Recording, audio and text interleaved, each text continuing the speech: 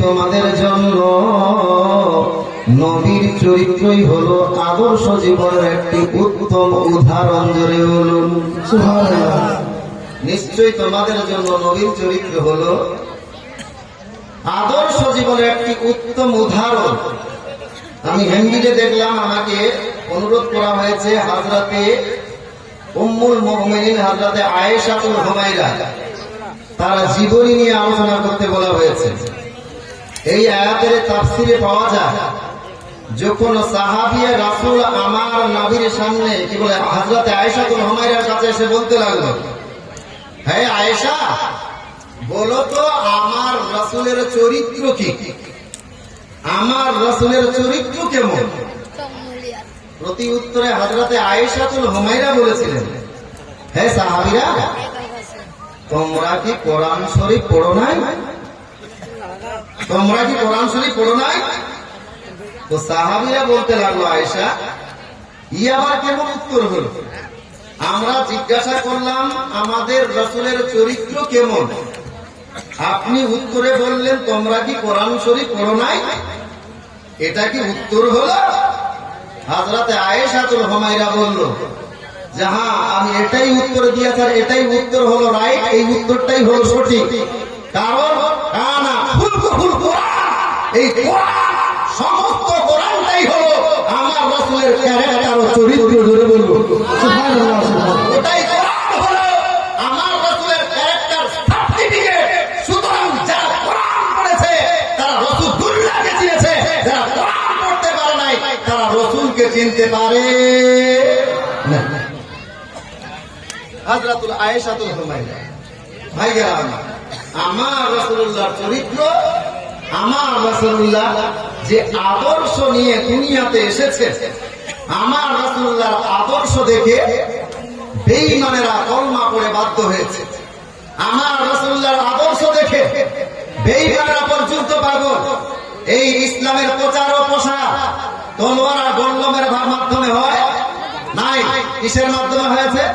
কেবলমাত্র আমার নবীর চরিত্র দেখে। জোরে বলুন। একজন নব মুসলিম যে সবে মাত্র আমার নবীর কলমা পড়ে মুসলমান হয়েছে, তো এইবার নব মুসলিমকে ঘেরাও করে সাহাবীরা প্রশ্ন করছে, ভাইজান, আপনি তো অন্য ধর্মের অবলম্বী ছিলেন, আপনি তো দেবদেবীর পূজা করতেন, আমাদের ধর্মের এমন কি ভালো লাগলো যাহা দেখে আপনি আমাদের নবীর কলমা পড়ে মুসলমান হয়ে গিয়েছে?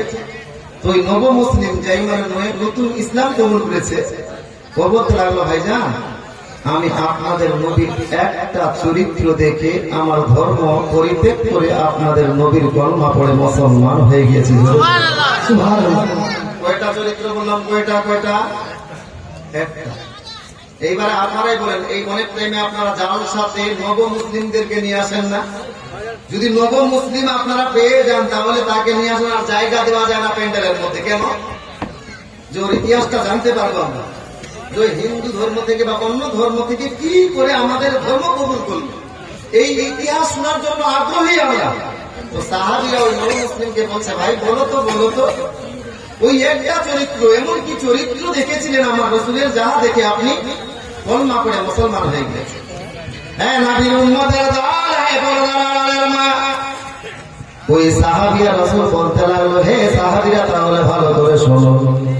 বললো, আমি যখন অন্য ধর্মের অবলম্বী ছিলাম, আমি যখন দেবদেবীর পূজা করতাম, ওই টাইমে আপনাদের নবীর নাম শুনে আমি আপনাদের নবীকে দেখার জন্য একবার আপনাদের নবীর মেহফিলের মধ্যে উপস্থিত। হ্যাঁ সাহাবীরা, যেই মেহফিলের মধ্যে আমি উপস্থিত ছিলাম, ওই দিন হঠাৎ একটা ঘটনা ঘটেছিল। বললো, কি ঘটনা?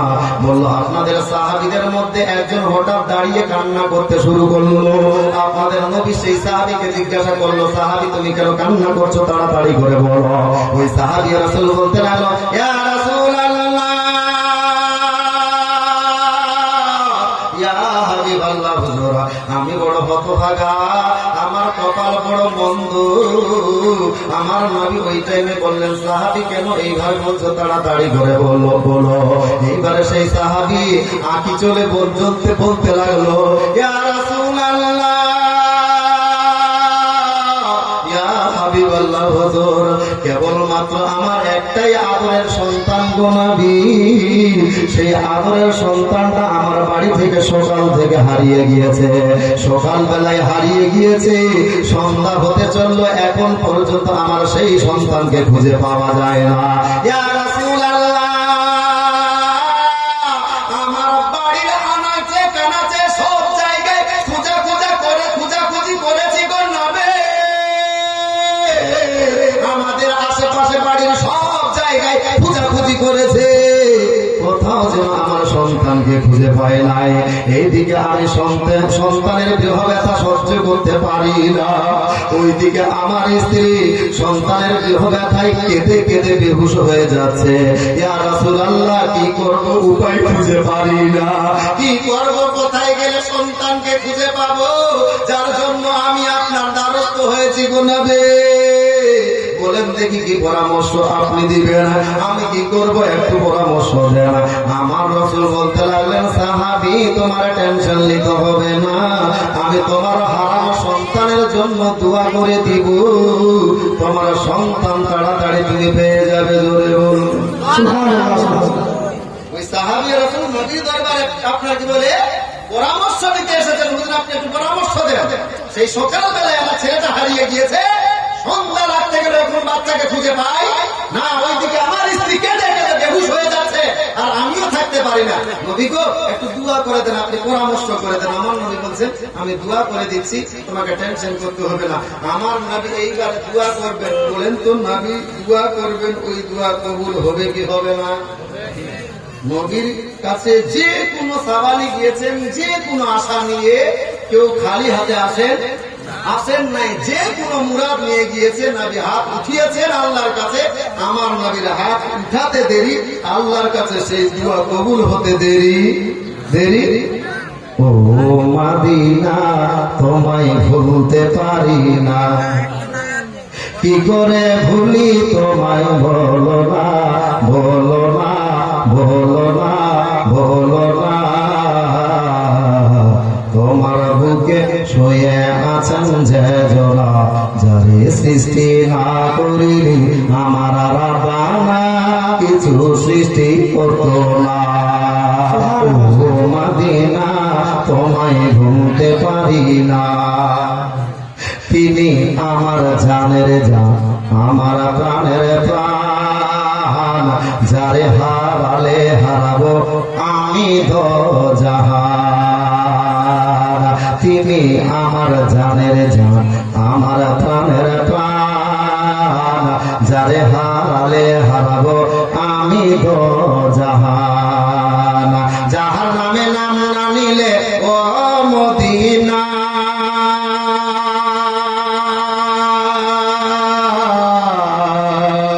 যাহার নামে নাম না নিলে দোয়া কবুল হয় না, হয় না, হয় না। তোমার বুকে শুয়ে আছেন যে জনা, যারে সৃষ্টি না করিলে আমার রাব্বানা কিছু সৃষ্টি করতো না। ও মদিনা, তোমায় ভুলতে পারি না।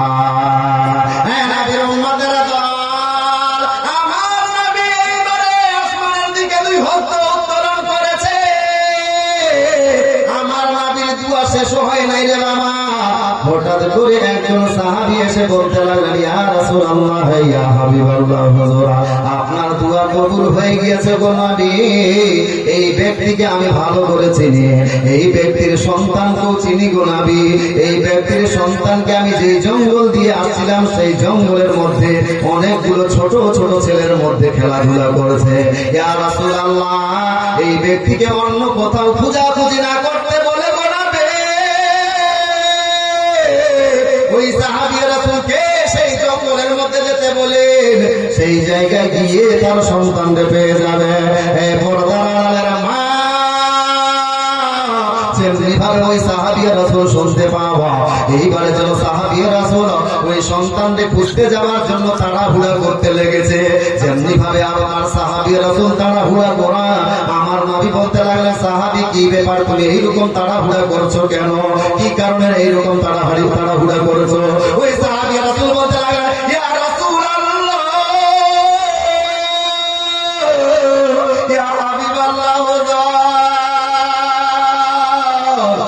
আপনি তো সবেই জানেন গো নবী, সেই সকাল বেলায় আমার সন্তানকে দেখেছি, এখন সন্ধ্যা হতে চলল, এখন পর্যন্ত আমার সন্তানদের দেখতে পায় নাই। আমার নবী বললেন, সাহাবী তাহলে এইরকম তাড়াহুড়ো করার কারণটা কি? বলল, নবী আমার সন্তানকে দেখার জন্য মন ছটফট করছে গো নবী, এবং আমার স্ত্রী ওইদিকে আপনার বেহুশ হয়ে যাচ্ছে, ফলে তাড়াতাড়ি করে আমার সন্তানকে বাড়ি নিয়ে যাব, আমার স্ত্রীও আপনার সান্ত্বনা পাবে, আমিও সান্ত্বনা পাবো, এর জন্য তাড়াহুড়া করেছে। আমার নবী বলতে লাগলেন, সাহাবী দাঁড়াও, একটু ক্ষান্ত হও, ক্ষান্ত হও। বলল, হুজুর বলেন দেখি কি বলতে চান? আমার নবী বলতে লাগলেন, সাহাবী তোমার বেটাকে দেখতে যাবে, আমি নবী তোমাকে নিষেধ করবো না, তবে আমি রাসূল আমার যাওয়ার সময় তুমি আমি রাসূল আমার একটা কথা মনে রাখিও। বলল, নবী বলেন দেখি কি কথা মনে রাখতে হবে? বলল, সাহাবী যখন অনেকগুলো বালকের মধ্যে, অনেকগুলো ছোট ছোট ছেলের মধ্যে তোমার ছেলেকে খেলা করতে দেখবে, খবরদার খবরদার তুমি দূর থেকে তোমার বেটাকে বেটা বলে ডাকিও না, তোমার বেটাকে আব্বা আব্বা বলে ডাকিও না। অনেক টাইমে আপনার সন্তানকে আপনারা আদর করে বেটার জায়গাতে আব্বা বলে ডাকেন, ডাকেন কি ডাকেন না? ডাকেন না? বাপ শুনতো, বাপ বাপু এখানে আয়তো, এরকম বেটাকে কোনো সম্বোধন করেন না আপনারা?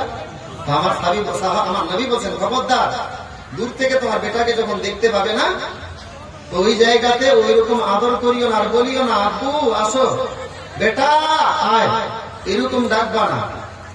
সাহাবী রাসূল হতভম্ব হয়ে গেছে, সমস্ত সাহাবী রাসূল হতভম্ব হয়ে গেছে। নবী এই কথা কেন বলছেন আজকে? বেচারা সারাদিন ধরে বেটাকে দেখে নাই, অটোমেটিক সেই জায়গায় গিয়ে একটা আদর আসবে, মায়া আসবে, আব্বা বলে ডাকবে, বেটা বলে ডাকবে। নবী মানা করছেন, কারণটা কি? সাহাবীরা সবাই হতভম্ব। এইবার সাহাবী বলছেন, হুজুর আমার বেটাকে বেটা বলতে অপরাধ কি? বেটাকে তো বেটা বলেই ডাকবো, আমার বেটাকে তো আমি আব্বা বলেই ডাকবো, বেটা বলে ডাকাতে অপরাধ কি? আব্বা বলে ডাকাতে অপরাধ কি? আমার নবী বলতে লাগলেন, সাহাবী তোমার বেটাকে বেটা বলতে নিষেধ না, তোমার বেটাকে বেটা বলে ডাকতে আমি নিষেধ করবো না, তবে এই মুহূর্তে বলছি কারণটা হলো তুমি সারাদিন ধরে তোমার বেটাকে দেখো নাই, যেহেতু শুনলাম তোমার বেটা অনেকগুলো ছেলের ভিতরে খেলাধুলা করছে, যখন তোমার বেটাকে বেটা বলে ডাকবে, তোমার বেটাকে আদর করে আপু আপু বলে ডাকবে রে সাহাবে, ওই অনেকগুলো বালকের মধ্যে, অনেকগুলো ছেলের মধ্যে এমনও হয়তো কোন সন্তান আছে যেই সন্তানটার জগতে পাপ বেঁচে নাই, পাপ ভরা সন্তান। সাহাবে ওই পাপ ভরা সন্তানের সামনে তোমার বেটাকে তুমি বেটা বলে যদি ডাকরে, সাহাবে ওই পাপ মরা সন্তানের কলিজায় বড় আঘাত লাগবে, ওই পাপ মরা সন্তানের কলিজায় বড় কষ্ট পাবে, যার জন্য তুমি সেই জায়গায় তোমার বেটাকে বেটা বলে না ডেকে সেই জায়গায় গিয়ে তোমার বেটার নাম করে ডাকিও। আমার দয়ার নবী মায়ার নবী আদর্শ দেখে আমার নবী বলেন, খবরদার খবরদার, যেখানে 10টা সন্তান থাকবে ওই 10টা সন্তানের মধ্যে যদি আপনার সন্তান থাকে, খবরদার খবরদার সেই জায়গায় গিয়ে আপনার বেটাকে বেটা বলে ডাকিয়েন না, আপনার বেটাকে আব্বু আব্বু বলে ডাকিয়েন না, আপনার বেটাকে সেই জায়গায় গিয়ে আদর করিয়েন না। কেননা ওই 10টা ছেলের মধ্যে এমন কোন সন্তান থাকতে পারে যার জগতে বাপ নাই, ওই বাপ মরা সন্তানের বড্ড কষ্ট হবে, সে মনে মনে ভাববে দুনিয়ার মালিক আজকে যদি জগতে আমার বাপ বেঁচে থাকতো, এই মানুষটার মতো আমার আব্বাও আমাকে বেটা বেটা বলে ডাকতো। আল্লাহ আমার জগতে বাবা নাই বলে আজকে আমি বেটা বেটার ডাক শুনতে বঞ্চিত। আজকে আমারে কেউ আদর করে না, যার জন্য আমার নবী বলেন খবরদার খবরদার তোমরা এতিমের সামনে নিজের বেটাকে আদর করিও না। বাবা মারা সন্তানের সামনে তোমার বেটাকে আদর করিও না। হে মুমিন, হে পর্দার আড়ালের মা, এখান থেকে আপনার কর্তব্য হলো মা মরা সন্তানের সামনে যদি আপনার বেটা থাকে রে মা, একটু নিজেকে ধৈর্য ধারণ করবে না। ওই মা মরা বেটার সামনে খবরদার খবরদার আপনার বেটাকে আপনি আদর করিয়েন না। আপনার বেটা যদি একটা কুরকুরে খাওয়ার জন্য কান্না করে আর আপনি দেখেন ওই জায়গায় একটা বাপ মরা মা মরা সন্তান আছে, না রে বাবা না, ওই আপনার এতিমের সামনে মা মরা সন্তানের সামনে আপনার বেটারে একটা কুরকুরে কিনে দেওয়া যাবে না। যদি পয়সা থাকে তাহলে দুইটা বাচ্চাকে আপনি কুরকুরে কিনে দেন, নচেত ওই মা মরা সন্তানের সামনে আপনার বেটার ভালোবাসা বহিঃপ্রকাশ করা যাবে না।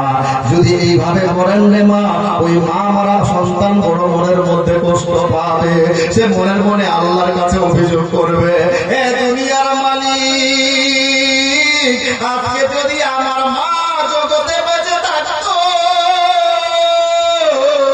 আমার মাকে মা বলার সাথে সাথে এই মায়ের মতো আমার মাও আমাকে গরু গুড়ে কিনে দিত, আমার মাও আমাকে আইসক্রিম কিনে দিত। যার জন্য আমার নবী বলেন না রে বাবা না, এতিমের সামনে নিজের ছেলে মেয়েকে ভালোবাসিও না। বরঞ্চ আমার নবী বলেন ওই এতিমের হাতে হাত বুলাইয়া দাও, মাথায় হাত বুলাইয়া দাও, ওই হাতের নিচে যতগুলো চুল থাকবে ওই চুল সম পরিমাণ নেকি আপনার নেক পাল্লাতে দিয়ে দেওয়া হবে। জোরে বলুন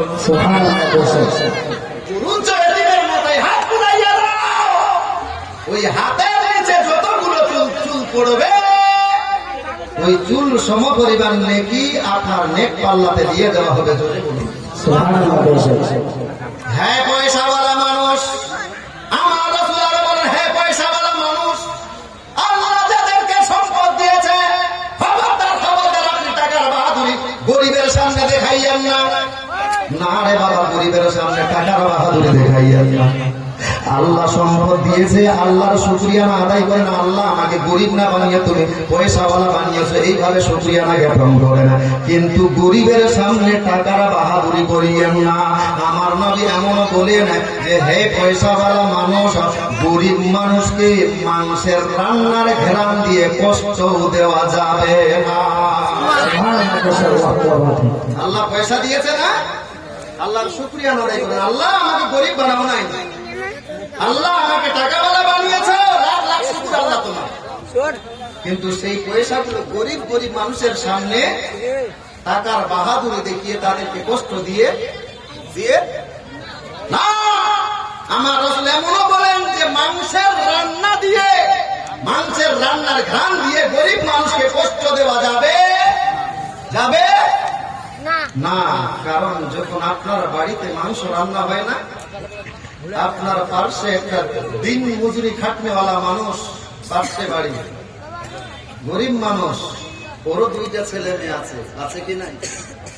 আপনার ছেলে মেয়েরা যেইভাবে ডেলি ডেলি রোজ আপনাকে বলে মাছ মাংস খেতে ভালোবাসে, গরিবের ছেলে মেয়েরাও সেইভাবে মাছ মাংস খেতে ভালোবাসে।